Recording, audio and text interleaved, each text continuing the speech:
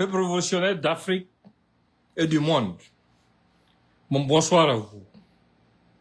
Un bonsoir spécial au peuple révolutionnaire du Grand Sahel, qui se battent bec et ongle pour leur survie. Certaines personnes vous disent de ne pas faire attention à ce que nous voulons vous dire, ou à ce que nous passons le temps à vous dire. Parce que selon eux, les sujets que nous évoquons actuellement n'ont rien à voir avec notre situation. Soit c'est de l'ignorance, soit c'est de la mauvaise foi. Mais je vais pencher beaucoup plus pour l'ignorance. Ce sont les gens qui n'ont aucune notion de géopolitique. Ce sont les gens qui n'ont aucune notion des relations internationales.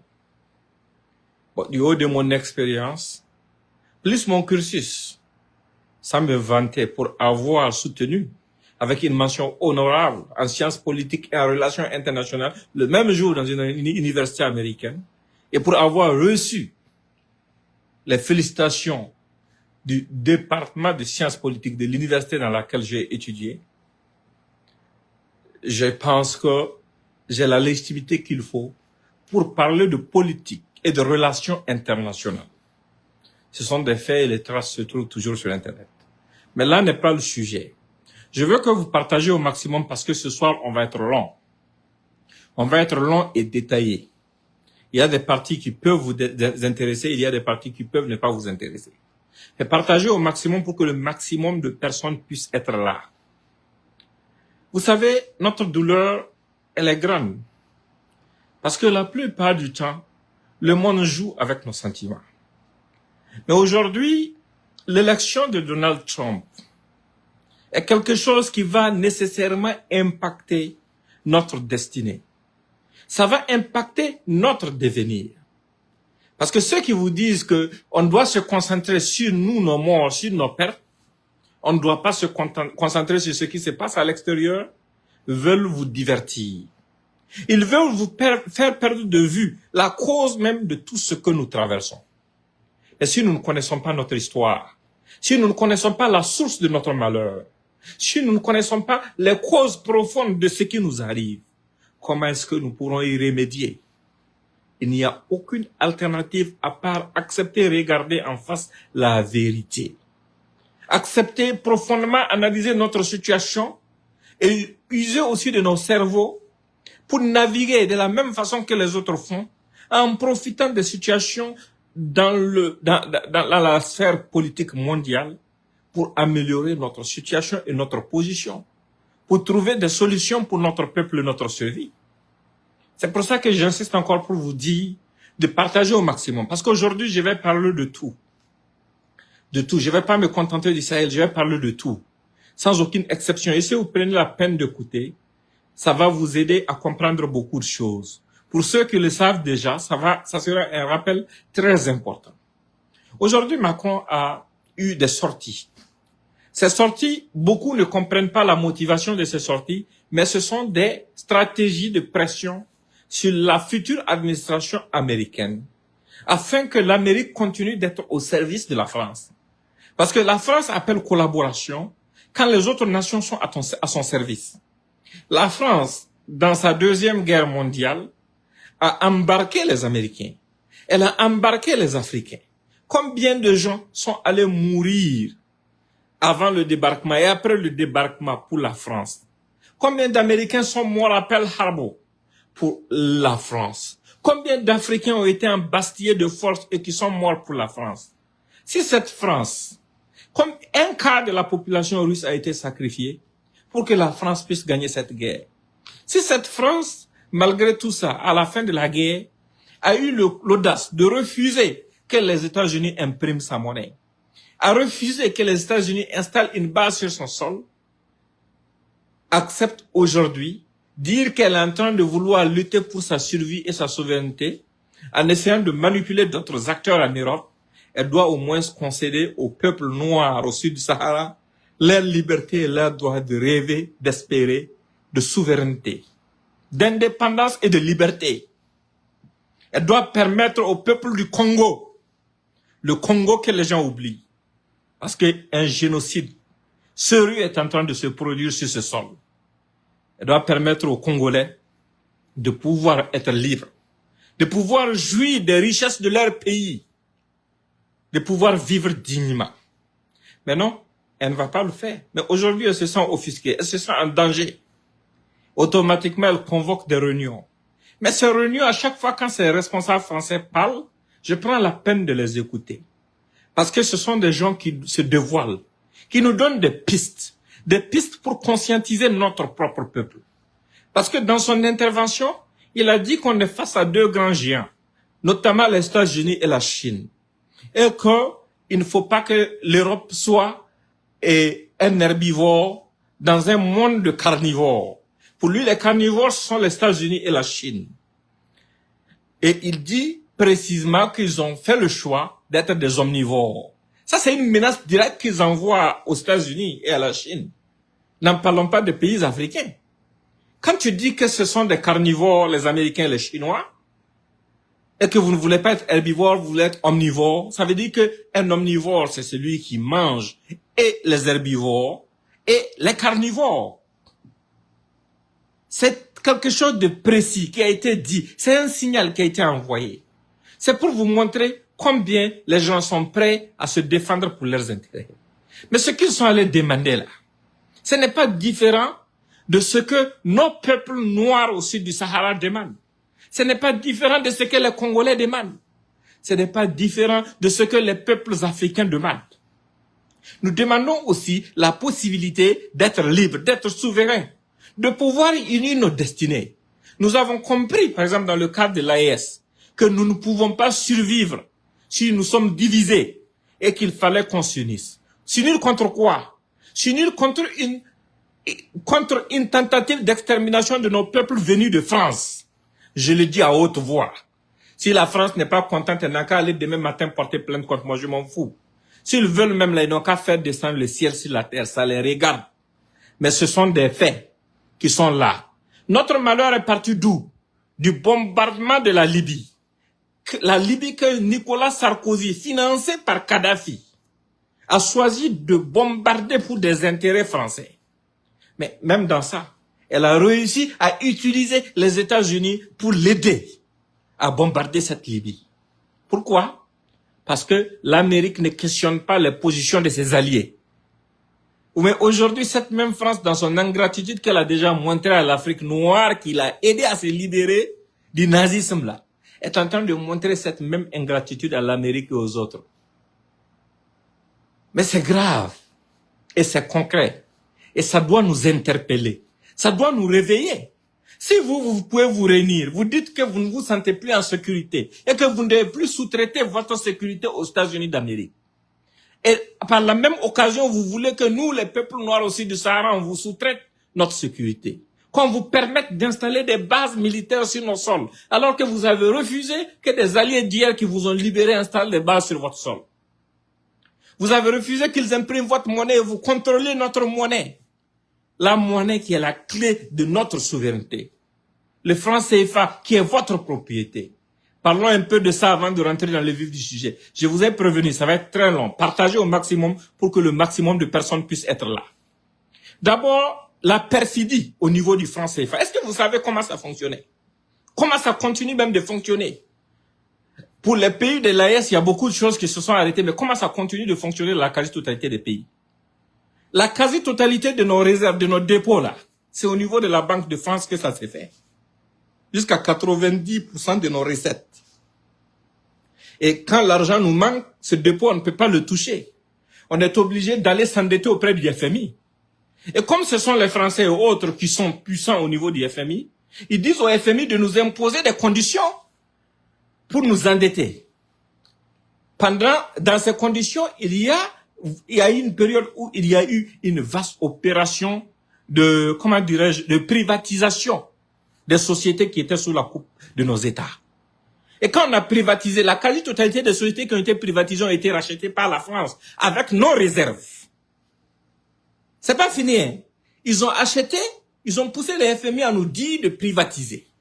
Et ils utilisent notre argent qui est déposé en France là, dans le cadre de l'affaire du CFA, auprès de la Banque de France, pour donner à des intérêts français pour venir racheter des sociétés chez nous qui nous disent de privatiser Et cette privatisation est la condition pour qu'on puisse s'endetter davantage. Parce qu'on ne peut pas toucher à notre propre argent. Maintenant, qu'est-ce qui se passe?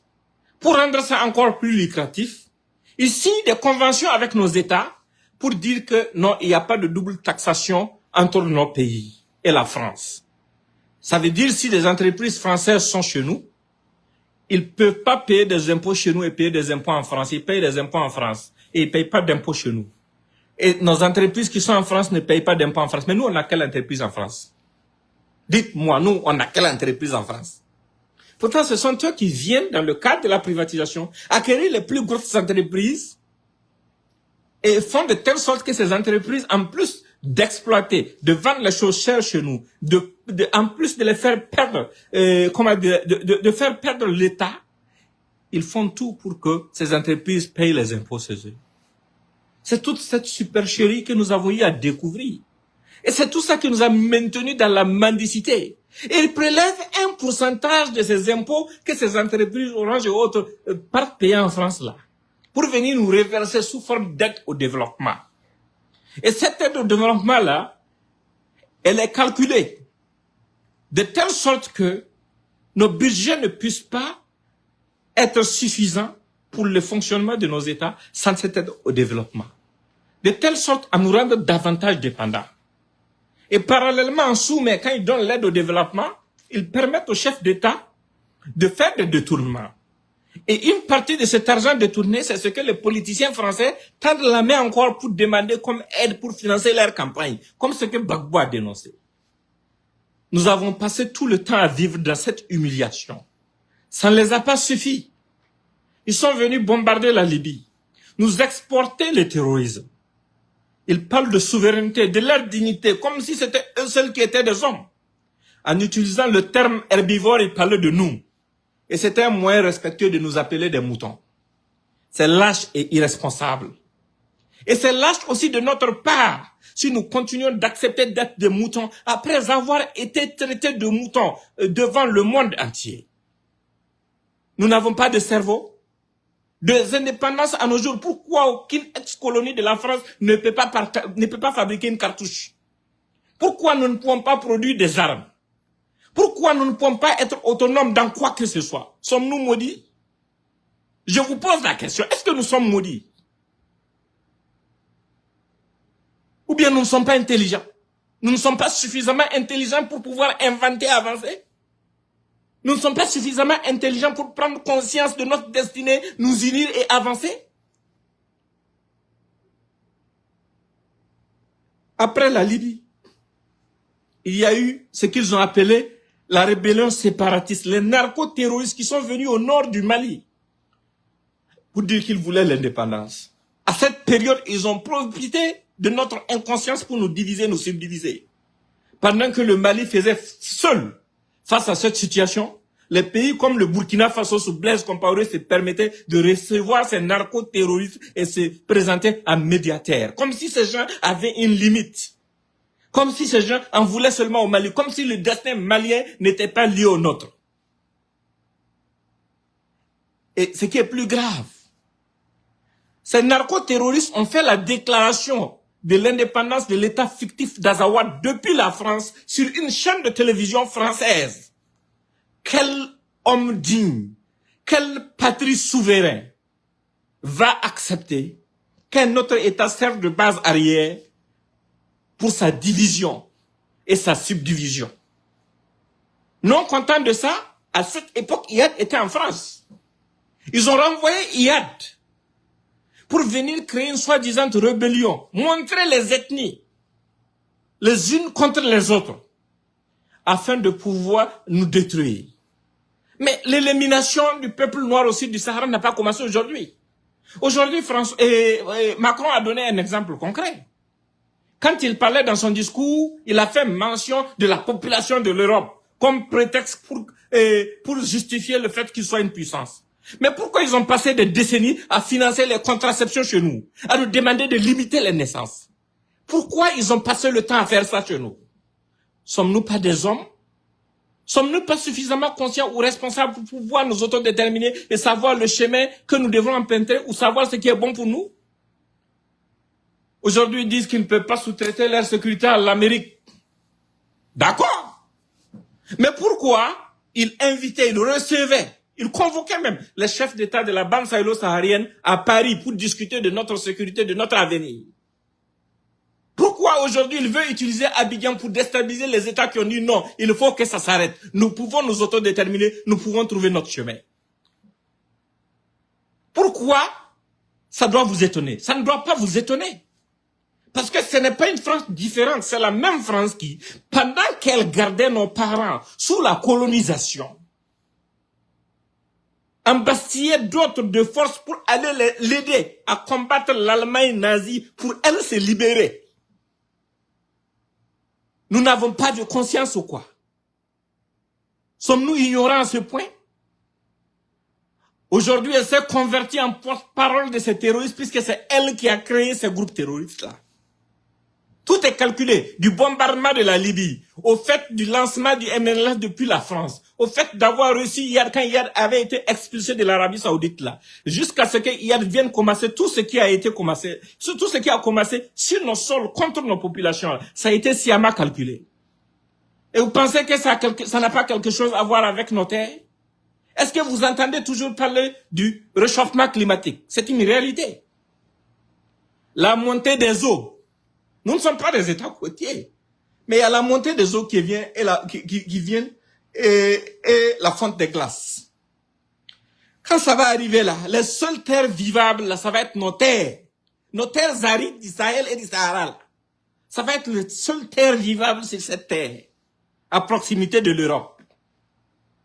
Donc, ils sont en train de préparer le terrain de demain pour leurs enfants et leurs petits-enfants. Et qu'est-ce qu'ils font? Ils utilisent nous-mêmes, ils nous utilisent nous-mêmes les uns contre les autres pour qu'on se massacre, pour qu'on s'entretue. Pour quelle cause? Pour des causes insensées. Et il y a la perfidie de cette France qui touche même à ses alliés les plus sincères. Vous pouvez avoir votre opinion quand on parle d'Israël et de Palestine. Je vais vous dire quelque chose. Ça, c'est l'opinion de tout un chacun. Mais je ne veux pas que les gens mélangent les choses. Quand le temps de prendre cette situation comme un exemple arrive, je vais le prendre. Mais ça ne nous regarde pas. C'est pas notre guerre. Je vais vous le dire clairement. Parce que beaucoup de gens sont embobinés pour, on leur dit non, parce que tu es chrétien, tu dois soutenir Israël, ou bien parce que tu es musulman, tu dois soutenir la Palestine. Non! Ça veut dire quoi? Vous parlez de quoi? Les Iyad Aghali s'étaient enrôlés au Liban pour combattre Israël contre la Palestine. C'est pas les mêmes Iyad là qui sont venus, qui sont en train d'endeuiller nos familles. Ils ne sont pas allés les soutenir parce qu'ils étaient des musulmans, mais c'est parce qu'ils avaient la même couleur de peau. C'était une intervention purement communautaire. Tous les Arabes ne sont pas musulmans. Et tous les musulmans ne sont pas arabes. Ceux qui s'indignent de ce qui se passe en Palestine là, pourquoi ils ne s'indignent pas de ce qui se passe dans la bande sahélo-saharienne? Combien de membres de nos familles sont en train de mourir sous les balles assassines de ces lâches qui sont parfois soutenus par des pays comme le Qatar?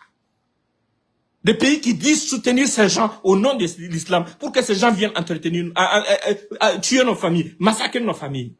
C'est un génocide clair contre le peuple noir au sud du Sahara qui est en train de se perpétuer. C'est comme ce qui se passe au Congo. Qui se fout de ça? Qui s'intéresse à ça? Qui s'offusque? Qui se plaint?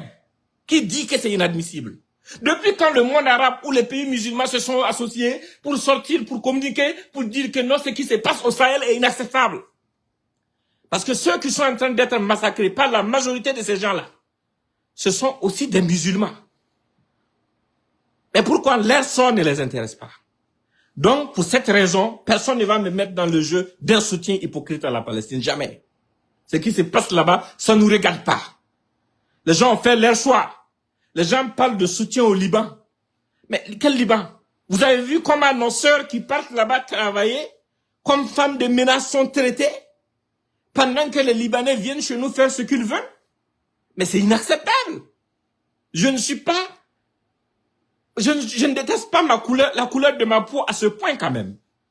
Il faut qu'on se respecte. Il faut qu'on se respecte pour que les autres puissent nous respecter. Maintenant, je viens à l'exemple concernant cette partie du monde. La même France qui dit qu'il faut que la guerre continue en Ukraine, parce que la Russie ne doit pas gagner, ça aussi c'est leur histoire, parce que les Ukrainiens et les Russes, là, c'est les mêmes familles, c'est les mêmes peuples. Ça les regarde. Et ça ne nous regarde pas, parce que nous, on a déjà trop de peine sur nos terres, en fait. Ça, je vais le dire à haute voix. Celui qui n'est pas content, c'est son problème. La même France qui dit qu'il faut que la guerre continue là-bas, qui dit qu'elle va arrêter maintenant de fournir des armes à Israël pour que la guerre s'arrête. Vous savez pourquoi? C'est depuis que Israël a commencé à bombarder le Liban. Pourquoi? Parce que la France a des intérêts au Liban. Beaucoup de gens ne le savent pas. La forte communauté libanaise liée au Hamas qui est installée en Côte d'Ivoire, là, depuis Oufouet, c'est un arrangement avec la France pour protéger les intérêts de la France. Dans cette partie du monde où elle a des intérêts en jeu, notamment au Liban, elle veut que la guerre s'arrête. Mais de l'autre côté, en Ukraine, elle veut que la guerre se poursuive, alors que nous ne demandons que la paix. Elle est révoltée aujourd'hui contre les États-Unis. Elle fait du chantage aux Américains. Elle fait du chantage à Israël et à d'autres alliés traditionnels à elle hier. Mais pourquoi? Pour ses propres intérêts. C'est pas pour la paix dans le monde. C'est pas pour une quelconque équité ou une quelconque justice. Parce qu'elle nous l'a montré. Elle avait commencé ses vociférations avant même l'élection de Biden. Elle a commencé avant même l'élection de Trump. Elle a commencé sous l'administration Biden. Parce que, je vais vous dire une chose. Il y a beaucoup de situations dans lesquelles c'est la France ou d'autres alliés qui ont embarqué les États-Unis. Ça, c'est un fait qui est là. Comme ce qui s'est passé en Libye. Mais les États-Unis ont décidé à un certain niveau d'arrêter ce jeu. Ce qui s'est passé au Niger, après le coup d'État contre Bazoum, c'est l'opposition des Américains qui a fait qu'il n'y a pas eu d'intervention militaire au Niger. Ça a révolté la France. Puisqu'un général français est sorti dans un journal français pour dire qu'avec un tel ami, on n'a pas besoin d'ennemis. Ils veulent que systématiquement, quand la France te tourne le dos, les autres te tournent le dos. Mais c'est ça qui ouvre la voie à la Russie, aux autres pays. Nous sommes aussi des êtres humains. Nous aspirons à vivre libres sur nos terres. Nous aspirons à combattre dignement et à regagner nos terres. Nous aspirons à avoir la paix pour nos familles. Donc, parce que la France a décidé de jouer un double jeu, nous n'allons pas rester dans un esprit de vaincu. Non, on doit se battre avec ceux qui veulent nous aider, avec leur appui. Mais malheureusement, beaucoup d'alliés traditionnels de la France, quand la France te tourne le dos, elle part, elle te calomnie auprès d'elle, et aussi te tourne le dos systématiquement. C'est ça le plus grand danger. Et c'est ça qui mélange le monde. Et c'est ça qui crée des haines gratuites entre des gens qui peuvent même potentiellement être des alliés. Mais les États-Unis ont arrêté de faire ce jeu parce que même au Burkina actuellement, il y a des soutiens qui viennent pour nos forces. Et parfois, quand nous on parle, ils essaient de changer le discours en disant que non, pourquoi tu parles de ça? Toi, tu es aux États-Unis, il faut rentrer au Burkina. Les États-Unis, là, ne sont pas une colonie de la France. Les États-Unis, là, ne sont pas une province française. Nous, on a appris à dissocier les choses, on va apprendre à dissocier les choses, on va exposer le mensonge et la manipulation de ces gens. Nos peuples ne sont pas révoltés contre la Russie.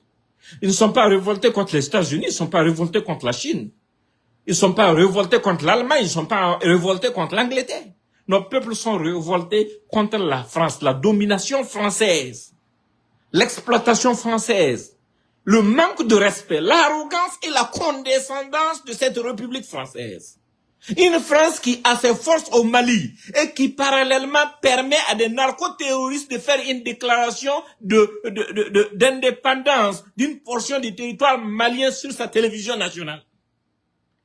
Une France qui dit nous aimer et qui dit vouloir lutter pour la démocratie et les droits de l'homme, qui reçoit quelqu'un comme ce farfelu du Niger, Richard Agboula, lui accorde asile pendant que Richard initie une rébellion au Niger pour assassiner des Nigériens. Mais c'est lâche. Et pour couvrir cette honte, pour couvrir cette manipulation, ils essaient d'utiliser leurs médias, leur presse, pour vous faire croire que non, en fait, cette rébellion est justifiée parce qu'elle vise à imposer la démocratie, parce qu'ils savent que beaucoup de leurs alliés sont sensibles à ces discours. Mais c'est un mensonge. Est-ce qu'il y a quelque chose de plus humiliant que le Niger traversé depuis sous Bazoum? Le fait que des terroristes endeuillent le Niger, tuent les forces armées nigériennes, tuent des civils nigériens. Pourquoi à l'époque, Richard, qui était proche de Bazoum, n'avait pas créé une rébellion pour attaquer ces terroristes qui violaient l'intégrité territoriale du Niger? Vous pensez qu'on est dupe? Vous pensez que nous ne savons pas ce que nous faisons? Combien de chefs d'État ont été renversés en Afrique par coup d'État? Pourquoi la France, elle est sélective dans ce qu'elle doit accompagner ou pas? Et malheureusement pour nous, on a une Union africaine et une CEDEAO vraiment composée d'escrocs en costume, des délinquants en bande organisée, des irresponsables qui pensent qu'ils sont propriétaires du monde alors qu'ils ne sont rien. Ils ne représentent rien du tout. Quand il y a eu le coup d'État au Gabon, dans la même période que le coup d'État au Niger, cette France a applaudi ce coup d'État. Elle l'a soutenu. Elle l'a légitimé. Elle a garanti même le fait que le Gabon réintègre l'Union africaine. Quand il y a eu le coup d'État en Guinée, après que la Guinée soit suspendue et autres, que la Guinée a accepté de jouer le jeu de la France, c'est cette même France qui a travaillé pour que la Guinée réintègre l'Union africaine et la francophonie. C'est l'occasion pour moi de lancer un appel vibrant à nos chefs d'État. Il faut qu'on arrête de faire semblant. Il faut qu'on arrête les demi-mesures et qu'on prenne nos responsabilités complètement. Il faut d'abord prendre des dispositions pour sortir de cette francophonie et abandonner le français comme la langue de travail. Ce n'est même pas une langue majoritaire. Adoptons l'anglais comme langue de travail pour nos patries. Déchaînons-nous, libérons-nous. Abandonnons cette monnaie coloniale. Nous disons non à cette exploitation, à cette manipulation. Disons non à ce double standard. Faisons-nous respecter. Cette France qui permet à des Israélo-Français d'aller combattre en Israël pour soutenir Israël, elle est la même que nous, qui sommes nés en Afrique, qui sommes des Américano-Burkinabés, des Américano-Maliens et autres. Quand nous parlons, nous utilisons seulement la liberté d'expression pour soutenir nos dirigeants, pour soutenir nos peuples, et utilisent tous ces services de renseignement pour essayer de nous créer toutes sortes de problèmes. Pourquoi? Parce que le noir est indigne de pouvoir s'exprimer parce qu'il a peur de perdre sa condition. Et je vous l'ai dit, je vous l'ai répété.